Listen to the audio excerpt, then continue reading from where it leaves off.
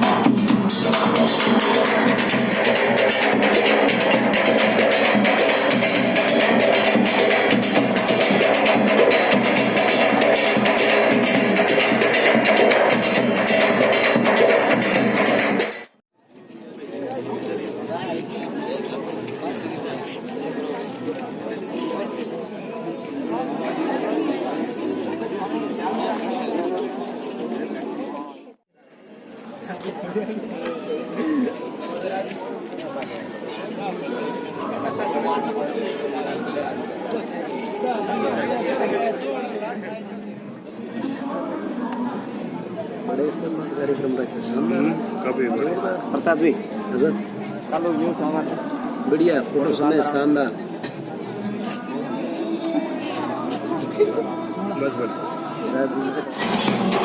इस प्रोग्राम की विधिवत शुरुआत करा है।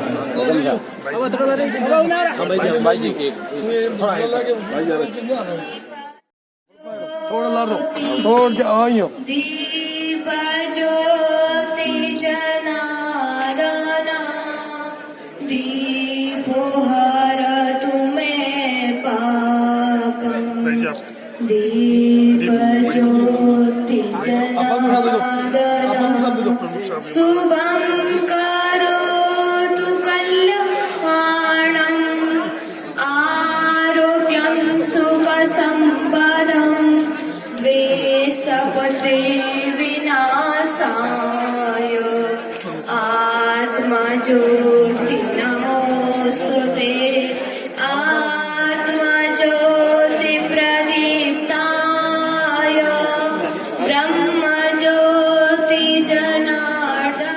नन्हे मुन्ने बालकों का विदाई समारोह आयोजित किया गया। इसमें आए हुए मेहमानों का विद्यालय परिवार की ओर से और ग्राम पंचायत खट्टू की ओर से सर झुका के सम्मान और अभिनंदन। मेरा निवेदन रहेगा महानुभावों से कि जो मंच पे जो हमारे मेहमान विराजित हैं उन मेहमानों के स्वागत और सत्कार के लिए मैं जिसका नाम पुकारूं तुरंत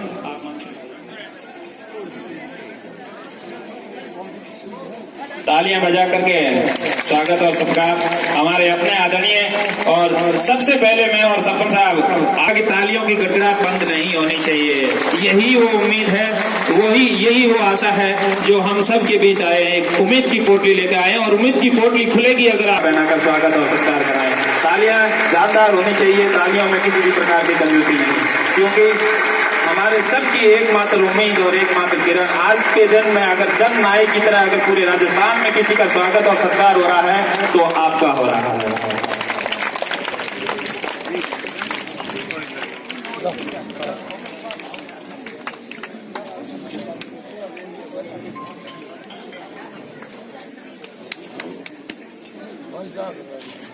गंगाराम जी लेगा सरपंच साहिबा खट्टू से कि आज के हमारे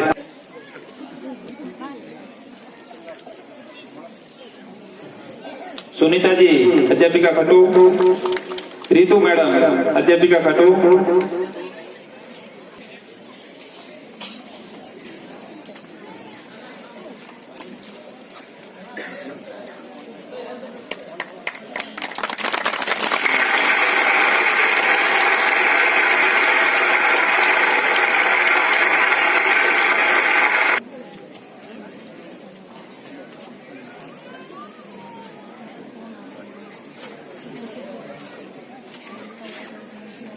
अगली कड़ी में मेरा निवेदन रहेगा प्रहलाद जी दत्तरवाल, महासचिव प्रदेश कांग्रेस कमेटी ओबीसी प्रकोष्ठ के नगाराम जी मूड आए और प्रहलाद जी का साफा बताकर वीआईपी कुर्सियां दी, इसलिए आप ताली बजाकर इनका स्वागत। और अगली कड़ी में मेरा निवेदन रहेगा बालाराम जी सनोप। माला के लिए मेरा निवेदन रहेगा हनुमानाराम जी थोरी। हनुमानाराम जी थोरी आप आए और सीबीओ सर का माला पहनाकर स्वागत और सत्कार कराएं। तो सर लसाराम जी सिया का माला पहनाकर स्वागत और सत्कार कराएं। इन तो हम उस संकल्प को नहीं तोड़ना चाहते। मेरा बच्चों से अनुरोध रहेगा कि एक बार सर का तालियां बजाकर स्वागत और सत्कार कराएं और सिर्फ खट्टू के लिए आए हैं। एक बार मैं बच्चों से चाहूंगा कि माननीय हरी जी चौधरी के लिए एक बार जोरदार सिर्फ वो खट्टू के लिए आप सीबीओ सर का साफा बंधा के स्वागत और सत्कार करें। नगजी के बाद नगजी नगाराम जी और उमेश सिंह जी से मेरा अनुरोध कि आप नगाराम जी बोला सीबीओ साहब, गिडा सीबीओ साहब, समुद्री सीबीओ साहब और अन्य सभी मंचासी सभी को मेरा प्रणाम। इस इतने कठिन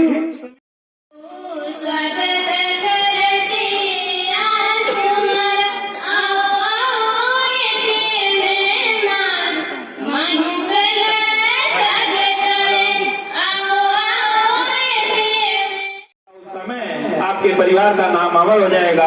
एक बार बच्चों से अनुरोध किया ऐसे भामाशाहों का जोरदार तालियों के साथ स्वागत और सत्कार। भवनाराम जी, आदूराम जी, कुमाराम जी, बालाराम जी एक्स हवलदार, इन्होंने अपने अमूल्य धन में से 7 लाख रुपए दिए हैं, जो बहुत खूबसूरत प्याऊ बनी आने जाने वालों के लिए और बच्चों के लिए पानी की व्यवस्था हुई, डीप फ्रीज वगैरह सब। बहुत बहुत शुक्रिया इन परिवार का। अगली कड़ी में मेरा तो फिर बाबा का संपर्क है। तालियों की गड़गड़ाहट बंद नहीं होनी चाहिए, क्योंकि तालियां ही वो ताकत है जो भामाशाहों के अंदर जान फूंक देती है।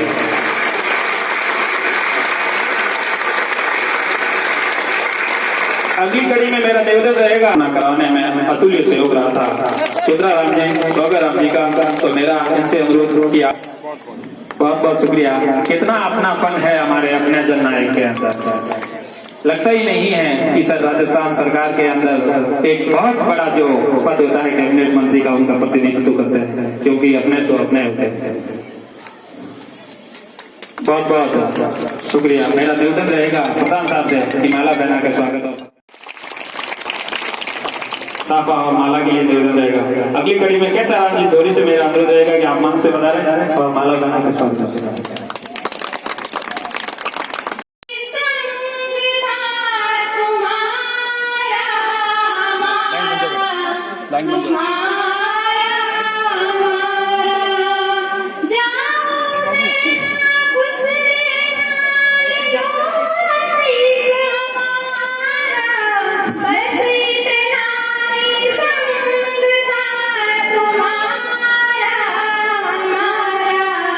तुम्हारा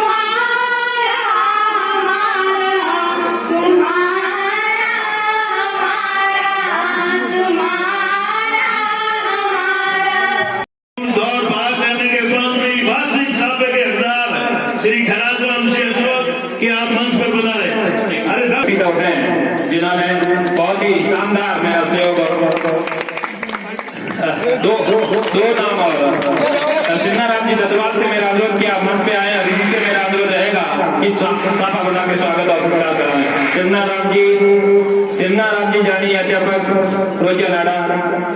शिवनाराम जी अध्यापक रोजा नाड़ा से मेरा अनुरोध की तुरंत और अतिथि से मेरा अनुरोध की भरत जी को खैराती सबसे मेरा निवेदन है कि आप भी मान सम्मान की कड़ी में मंच के ऊपर बताइए।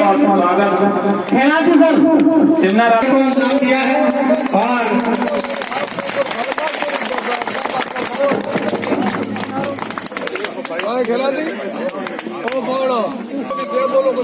सर सर सर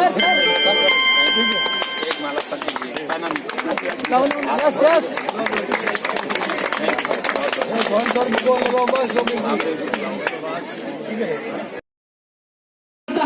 विशेष रूप से आप समस्त गाँववासियों को आप गाँव की धरोहर सफेद साफों में विराजमान विरासत, आइए आप सब तालियां बजाएं इनके लिए, इनकी बदौलत हम यहाँ पर हैं। जोरदार तालियां इन बुजुर्ग लोगों के लिए। और बुजुर्गों में हम आपको विश्वास देते हैं कि पहली बार आप देख रहे हो आप कि इतनी संख्या में उपस्थित रहते हैं। जाती जाते मैडम कहते हैं कि घर की औरतें प्रोग्रामों में नहीं आती और अब देखिए तीनों पीढ़ी विराजमान है। आने वाली पीढ़ी, इस पीढ़ी को बनाने वाले लोग और इन सबको चलाने वाली माताएं और बहनें और उससे भी महत्वपूर्ण एक टीम जो इस प्रोग्राम को आयोजित कर रही है और इस टीम की बदौलत ही ये मंच आपके बीच में जुड़ रहा है। आइए हम सब एक साथ जोरदार ताली बजाएं। जितने टाइम बचता है ताली क्यों बजाएंगे? जोरदार ताली आप ही बजाइए, अच्छा लगेगा आपको, आप ही ताली बजाइए। बिल्कुल ही ताली आप अपने लिए बजा रहे हैं। ये मैंने परिवार का निर्माण किया है। हर मंदिर में हमें की जाता है, लेकिन सरस्वती के मंदिर में बैठकर हमें परिवार के रूप में यहाँ है। अपने बच्चे यहाँ पढ़ रहे हैं, यहीं से पढ़कर गंगा और पूर्णाराम पढ़ सकते हैं। न जाने कितने और लोग गंगा और पूर्णाराम पढ़ सकते हैं। सब लोग कंधे से कंधा मिलाकर एक दूसरे का सहयोग करेंगे और विश्वास दिलाते हैं कि आपका अनुभव ये बच्चे सीखे जिंदगी में, आपकी बातों को जिंदगी में हकीकत के धरातल पर उतारें। और माताएं जब भी घर पे बच्चे आते हैं तो उनको इस तरीके से बात पहुंच करके बड़े करें कि उनको बैठना, बोलना, चलना और बात करना है, तब जाके इस बड़ा प्रोग्राम आयोजित होता है। मैं आभार व्यक्त करता हूँ तमाम टीचर्स का कि वाकई आपके बच्चों को जो आपने सिखाया है कि एजुकेशन की हकीकत में एजुकेशन का मतलब क्या है वो आप साफ झलकता हुआ, उसे आपका डिसिप्लिन हो, चाहे प्रोग्राम का मैनेजमेंट हो, सब आए हुए आपके परिवार के गेस्ट हो, जो साबित करता है कि हर काम को किस तरीके से किया गया, 100% डेडिकेट होकर किया गया। और जब किसी भी काम को इस तरीके से हम कर लेते हैं तो कोई ये नहीं कह सकता कि पॉसिबल है, हर काम पॉसिबल है। माननीय मंच विशेष रूप से मदन कौर मैडम यहाँ पर विराजमान है, जिन्होंने पूरी जिंदगी एजुकेशन के लिए हमेशा दी। राजनीति का अलग बात है, लेकिन 62 ईयर की राजनीति करियर में जहाँ भी पढ़ाई की बात आती है हाजिर हो जाते हैं। शिवनाराम जी सर भले ही कहते हैं मैं सफेद पगड़ी में रहता हूँ, पढ़ाई लिखाई और समाज में होने वाली कुरीतियों मेरा एक मिशन है और वो हमेशा काम करते हैं। और अनिल जी चौधरी सर हम इनको युवा कहते हैं, इसी प्रकार से चेहरा चमकता है, ये आपकी बदौलत है। जोरदार तालियां एक युवा चेहरे के लिए तो इस समय शान, मान और आन है हमारी, जिससे उम्मीदें हैं हमारी एजुकेशन हेल्थ और समाज को कि आप हमारे अग्रणीय रहें, हम आपके पीछे चल रहे हैं। सर पूरे गांव का आपके साथ विश्वास है, इस विश्वास को आप जहाँ तक लेके जाएंगे आपके साथ चलेगा। और मदन कौर मैम की विरासत के रूप में प्रियंका जी नेपाल में पिछले 5 साल से जिले को जिला प्रमुख पद के रूप में विराजमान होकर आप बीच में आते हैं और आपके बहुत सारे कामों को करवाया है। युवा चेहरे, गुरुजन और सरपंच साहिबान, हम एक परिवार है। 1 मिनट में इससे ज्यादा नहीं बोल सकता, बाकी टाइम बाद में आकर बातचीत करते हैं। एक बार पुनः आप सभी का आभार और आपकी ओर से मैं तमाम मंच को आभार व्यक्त करता हूँ कि आपने टाइम दिया। बहुत बहुत आभार, थैंक यू। गांव खट्टू में नरेवा बेड़ा स्थित ये सीनियर सेकेंडरी स्कूल के इस बहुउद्देशीय कार्यक्रम में आप सभी जो पधारे, आपका सबका बहुत बहुत स्वागत है, आपका अभिनंदन। तो सबसे पहले अपना धन्यवाद उन महानुभावों को देना चाहूंगी कि जिन्होंने इस विद्यालय के प्रांगण में एक सरस्वती मंदिर का स्थापना की और साथ ही साथ एक जनोपयोगी काम क्या के रूप में उन्होंने तैयार किया। बहुत बहुत उसका हम आभार मानते हैं। मैं धन्यवाद आज के मुख्य अतिथि को भी देना चाहूंगी, उनका इतना व्यस्त समय रहा, विधानसभा चल रही है, नए नए कैबिनेट मंत्री बने हैं, इनको अपने विभाग को भी समझना होता है, समस्याओं का समाधान भी करना होता है, लेकिन उस सब के बावजूद उन्होंने इस विद्यालय के इस प्रांगण में अपना समय निकाला। और निश्चित रूप से जो खैराती ने कहा, श्री हरि मेरा रिजी से अब अनुरोध रहेगा कि हमारे बीच दो मीडिया के पत्रकार हैं, एक राकेश जी जैन और एक प्रताप जी, की खबर थोड़ी अच्छी साफ देना, क्योंकि हमारा अपना प्रोग्राम था सरकारी, इसलिए मेरा अनुरोध आप मंच पे बता रहे हो। रिजी से मेरा अनुरोध कि इनको साफ बता के स्वागत और सत्कार मेरा। सर्वप्रथम तो मैं खैरात जी सर एवं सभी पूरी इनकी टीम को बहुत बहुत बधाई एवं धन्यवाद दूंगी कि मैं जैसे ही स्कूल के अंदर आई और इन बच्चों के अंदर जो देखा कि किस प्रकार से बच्चे लाइन लगा के कतारबद्ध रूप से खड़े हैं और इनका हौसला देख करके मुझे बहुत ही खुशी हुई। इस ये गाना रिजी के लिए चल रहा है, सिर्फ रिजी के लिए गाना, तालियां बजाइएगा, तालियां बजाइए, तालियां बजाइए।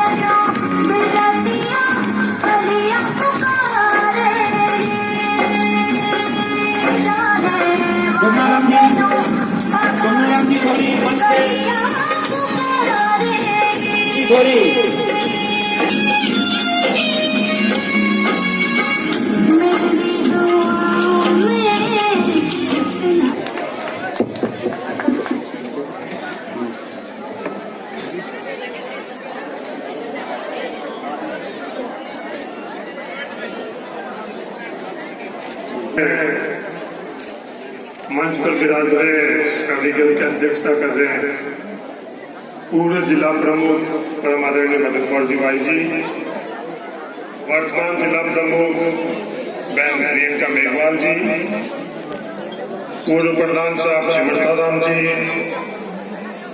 सरपंच साहब गोपाल राव जी, भवर जी, सम्मानित मंच प्रहलाद जी, बुजुर्गों, नौजवान साथियों, प्यारे बच्चों, माता और बहन, सबसे पहले तो इस अवसर पर तमाम दानदाताओं को तहे दिल से धन्यवाद देना चाहता हूं कि उन्होंने अपनी खरी कमाई सबसे पवित्र काम, जैसे मदन कौर जी ने बोला कि ये स्कूल प्रांगण अपने आप में मंदिर है, तो इस मंदिर के अंदर आप लोगों ने अपनी खरी कमाई लगाई, उसके लिए मैं तहे दिल से आपको धन्यवाद देना चाहता हूँ। स्कूल में कक्षाओं की कमी है, कक्षाओं की कमी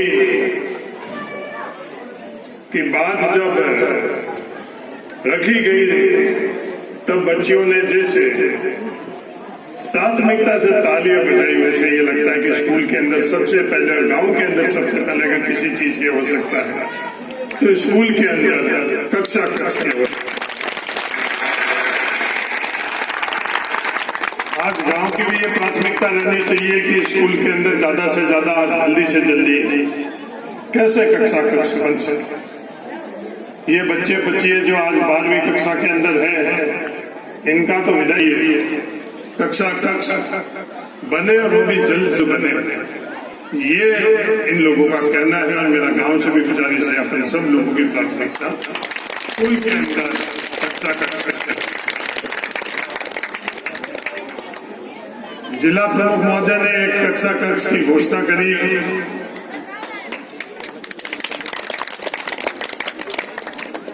मैं आप सबने जो विधानसभा चुनाव के अंदर मदन प्रजापति की मदद करी, उसके लिए आप सब लोगों को धन्यवाद देता हूँ।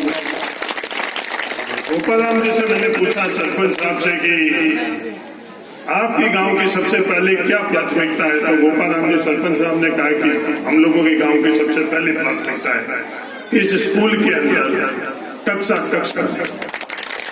मैं धन्यवाद गोपाल राम जी को भी देता हूँ और मैं मदन प्रजापति से बात करूंगा, क्योंकि मेरे खुद के पास जो एमएलए का जो फंड है वो पचपदरा विधानसभा क्षेत्र के लिए नहीं लग सकता, वो आप सब लोगों का घर से बना।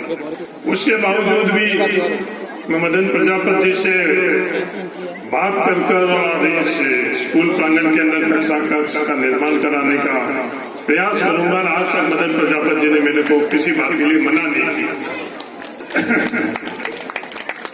उसके अलावा भी तीसरा कक्षा कक्ष कहां से आई और बने से प्रयास करेंगे इस पवित्र और पावन काम के लिए, तो जरूर होगा। तो 3 कक्षा इस स्कूल के प्रांगण में बने और जल्द से जल्द बने, अगले सत्र के अंदर वो काम में आए, ये प्रयास करें। पैसों की कमी नहीं है,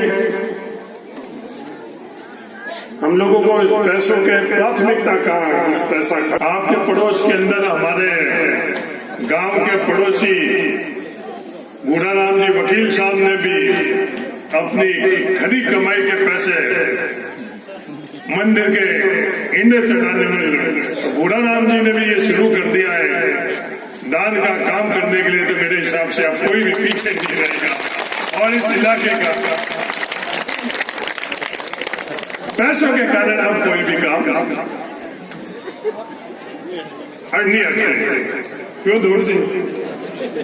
मैं तो धूड़ जी को इन सबको धन्यवाद देना चाहता हूँ। उसमें वहां तो नहीं करा पर यहाँ जरूर किया, तो वो धन्यवाद को धूड़ जी को, नंग जी को और आप लोगों को यह कि ऐसा भव्य आयोजन है, ऐसा क्या किया कि इन्हें हर इंसान की अपनी अपनी प्राथमिकता होती है। मार साहब जब भाषण करते थे, दतर वालों की दाढ़ी के अंदर पीने के पानी की बहुत बड़ी समस्या है, तो पीने के पानी की समस्या के संदर्भ में मेरे पास ज्ञापन लेकर आए थे। मैं बात करने की कोशिश कर रहा था, भाषण की आवाज बहुत तेज थी, इसलिए वो मैं एक्शन साहब से बात नहीं कर पाया। मैं जैसे ही गाड़ी में बैठूंगा मैं विश्वास दिलाता हूँ दतरवाल के धनी के पीने के पानी के संदर्भ में कि कैसे ये समस्या का समाधान हो, ये महत्वपूर्ण लोगों की परंपरा रही है, अपन लोगों की संस्कार रही है कि अपन पहले गांव की तकलीफ को जानते थे और गांव की तकलीफ के लिए काम करते थे। अब नया समय आ गया, वो चीज अलग है। पुराने जमाने के अंदर अपने परिवार के अंदर खेती करने के लिए हल पर बाद में हाथ रखते थे और पहले गांव के गरीब के लिए मांगते थे, पशु पक्षियों के लिए मांगते थे और आखिर के अंदर अपने परिवार के लिए मांगते। ये अपन लोगों की परंपरा रही है और आज हम लोग सिर्फ अपने खुद के लिए करने के लिए ही रास्ते पर चल पड़े हैं। क्या यह रास्ता सही है, क्या रास्ता सही नहीं है? नौजवान साथियों, मेरा आप लोगों से निवेदन है कि इसके बारे में हम गहराई से जरूर सोचें। पूछने वाले तो पूछते हैं कि 60 सालों में क्या हुआ। ये एक नई बात, नई सवाल अपने समाज के अंदर, देश के अंदर चल रही है। नौजवान साथियों, फट्टू और बाइटू में कोई फर्क नहीं। मेरे हिसाब से इस प्रांगण में बैठे हुए सब लोगों के परिवार की वही स्थितियां थी जो एक दूसरे की। 60 साल पहले अपन लोगों की क्या स्थिति थी और आज अपन लोगों की क्या स्थिति है, अगर अपन नहीं जानेंगे, जो परिवार, जो समाज अपनी जड़ को भूल जाता है, वो इतिहास इस बात का गवाह है कि कभी भी वो सुखी नहीं हुआ है, कभी वो आगे नहीं बढ़ पाया। 60 साल पहले अपनी क्या स्थिति थी? आज तो सब राम जी राजी है, सब चीजें बढ़िया है। तिमणिया भी देखो तो भारी भरकम है, कपड़े भी पहले अपनी क्या स्थिति, राम जी के भी नीचे बनियान, बढ़िया कुर्ता और ऊपर जैकेट पर। नौजवान साथियों, अपने परिवार की 60 साल पहले ये स्थिति थी या नहीं थी, ये जरूर जान लेना। और जो पूछते हैं 60 साल के अंदर क्या हुआ, वो कम से कम अपन नहीं भूले। तो पर हुआ करता था नौजवान साथियों, इसके बारे में आप जरूर बताएं। कपड़ा हुआ करता था, वो तन पर नहीं हुआ करता था, वो कंधों पर हुआ करता था। किस लिए? कि कपड़ा फट नहीं चाहिए। भाई गिनाई तक वहां जाते थे जो कंधों का कपड़ा उठाकर तन के ऊपर रखते थे। इसलिए जो 60 साल के अंदर अपने पहले की पीढ़ियों ने संघर्ष किया और आज अपन यहाँ तक पहुंचे, उनको नहीं भूलना। अगर उनको अपन भूल गए तो अपना भविष्य भी सुधार नहीं सकेंगे। जूतियां आज एक जगह 2-2, 3-3 जूतियां हैं नौजवान साथियों अपने पूर्वजों के पास। जूतियां हुआ करती थी, वो ऊपर हुआ करती थी, अंगुलियों में हुआ करती थी या खवों में हुआ करती थी। इसके बारे में आप जानकारी दें। वो जूतियां पैर में क्यों नहीं हुआ करती थी? उनको शौक नहीं था। पर जूतियां फट नहीं जाए, इस सोच से वो अपने पैरों को कितनी भी तकलीफ पहुंचा देते थे पर उन जूतियों को पैरों में नहीं डालते थे। वो अपन लोगों की समय था, आज अपन लोगों का समय है। आज गर्व होना चाहिए अपन लोगों को। अभी मदन कौर जी ने जिस बच्ची की बात करी है, आज उस बच्ची ने जो कुछ भी हासिल किया है, मदन कौर जी ने अपन लोगों के बीच में क्या संदेश दिया है, और सिर्फ खुद उस बच्ची ने अपने आप पर विश्वास किया और आत्मविश्वास के कारण आज उस मंजिल तक पहुंची है। हम लोग किसी से कम नहीं है। ये जो वातावरण नकारात्मक तौर पर आप लोगों के पास बना हुआ है, इससे कभी आप विचलित नहीं हो। जब इस गांव का चुनाराम और इस गांव की गंगा चौधरी आरएस के अंदर इसरो में जा सकते तो बच्चों आप क्यों नहीं जा सकते? ये शुरुआत है। जिस किसी क्षेत्र के अंदर आपकी रुचि हो, इस क्षेत्र के अंदर आप आगे बढ़ो। प्यारे बच्चों, आगे बढ़ने के लिए इकलौता एकमात्र जो माध्यम है वो योग्यता है। योग्यता के अलावा तुम लोग आगे नहीं बढ़ पाओगे। अगर तुम अच्छी इस तरह से शिक्षित हो के बिना आप लोगों को आगे बढ़ने के लिए कोई भी अवसर प्रदान नहीं करेगा। मेरा आप सब लोगों से यही निवेदन है बच्चों, जीवन में लक्ष्य बड़ा रखो। पूर्व राष्ट्रपति अब्दुल कलाम आजाद ने भी भारत के बच्चों को संबोधित करते हुए बात करी कि जीवन के अंदर छोटा लक्ष्य अपराध है, बड़ा लक्ष्य रखो। उस बड़ा लक्ष्य की प्राप्ति के लिए ईमानदारी से, कठिन परिश्रम से, मेहनत से अगर आप उस लक्ष्य की ओर जुटोगे तो आपको कोई भी दुनिया की कोई ताकत आपको उस लक्ष्य प्राप्त करने से आपको नहीं झुका सकती। मेरा आप सब लोगों से यही निवेदन है कि आप मजबूती से शिक्षा की ओर, अच्छी भाषा का प्रयोग करो। आज समाज के अंदर एक प्रचलन बन गया कि गलत भाषा का प्रयोग कर अपने आप को समाज के अंदर कहीं न कहीं जगह बनाने की। बच्चों, अगर आपकी भाषा अच्छी होगी, तर्क अच्छे होंगे तो समाज आप लोग इस्तेमाल करोगे। एक बार जरूर आप लोगों को गलत भाषा के कारण लोगों की नजरें आप लोगों की तरफ जरूर लोगों अगर अपन आकलन करेंगे, कोई भी जगह खाली नहीं रही। बाड़मेर की भील शिक्षा के अंदर जागृति नहीं उन्होंने लेकर आई और नहीं पढ़े लिखे, वो जगह खाली नहीं रही। वो दूसरे जगह के एसटी के लोगों ने आकर और वो जगह भर। अगर हमारे परिवार की बच्चियां योग्य नहीं रहेगी तो वो जगह खाली नहीं रहेगी। और जहाँ कहीं भी जिस परिवार की बच्ची योग्य होगी, उस परिवार की बच्ची वो जगह भर। अंत में मैं यही निवेदन करना चाहता हूँ, जागृति बहुत कुछ अपन लोगों को देती है। नौजवान साथी, आज हम लोग कई बार हंसते हुए मुझे नजर आते हैं जब बात करते हैं कि पंचायत चुनाव के अंदर शिक्षा की अनिवार्यता खत्म कर दी। कई नौजवान इस संदर्भ में बड़े व्यंग कसते हैं। कई नौजवान इस संदर्भ के अंदर बात करते हैं कि देखो, ये शिक्षा का अंदर जो पढ़ना लिखना अनिवार्य था सरपंच बनने के लिए, वो सही था, जो हटाया वो गलत था। नौजवान साथियों, अपने परिवार की ये बुजुर्ग इच्छा से अशिक्षित नहीं रही। जिस समय शिक्षा के अंदर इनको स्कूल में जाना था, उस समय वो मजदूरी करते थे, उस समय और किसी समय काम के लिए वो काम दिखाते थे, इसलिए वो अशिक्षित रही है। शौक से कोई भी अशिक्षित नहीं। उनकी परिस्थितियां क्या थी, अगर अपन लोग नहीं समझेंगे, अपन लोग नहीं जानेंगे, तो और कौन ये चीज जानेगा। आज हम लोग ये बात करते कि नहीं, हम लोग बहुत पीछे रह गए हैं। मैं बाड़मेर जिले के नौजवानों आपको कहना चाहता हूं, जैसलमेर जिला अपने बिल्कुल पड़ोस का जिला है। लोकसभा क्षेत्र के अंदर जैसलमेर बाड़मेर का प्रतिनिधित्व मैंने किया। आज हम लोग जो कहीं भी यहाँ बैठे हैं, उसका अगर इकलौता कोई कारण है वो खातेदारी का अधिकार है। आज बड़े गरूर से और बड़े तेजी से हम लोग बात करते हैं किसान किसान। हमारे पूर्वज किसान नहीं थे, जमीन के ऊपर मजदूर थे, वो मजदूरी कर हम लोगों के पूर्वज। खातेदारी का अधिकार जो 3 एक्ट था, एक फैसले से लाखों राजस्थान के मजदूर किसान बने थे। वो इतिहास आप जरूर पढ़ना। हमारे पूर्वज जागरूक थे। हमारे पूर्वजों के ऊपर जो नेतृत्व कर रहा था, उसके ऊपर बाड़मेर के किसानों ने भरोसा रखा।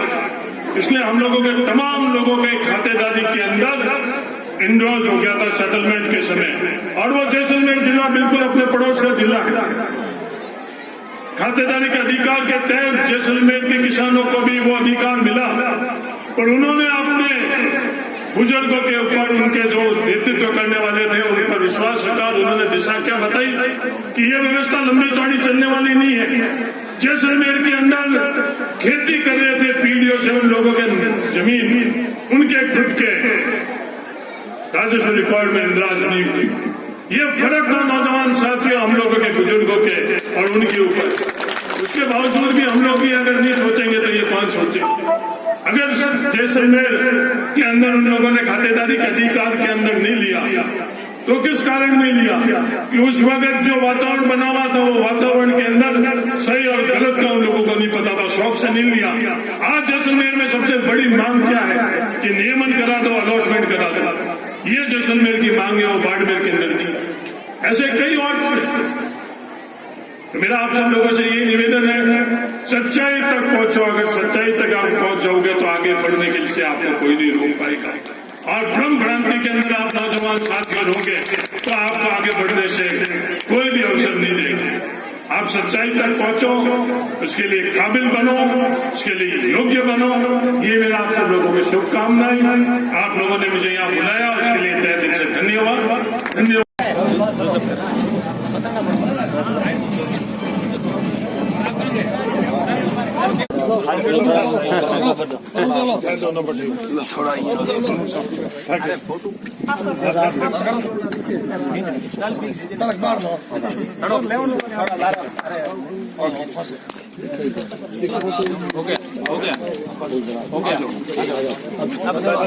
चार अतिरिक्त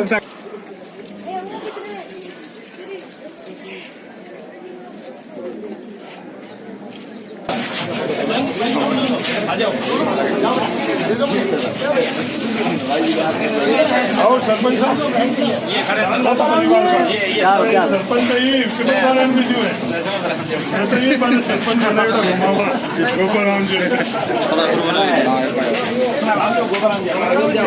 गोपाराम जी ऐसे हिम्मत राम जी दान अरे बेटा बाकी वाले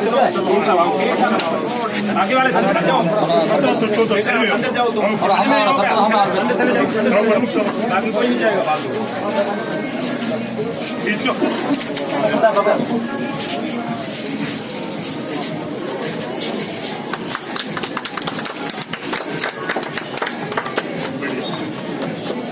हम फोटो खिंचा दो दोनों, तू बीच में बैठा हुआ है दोनों।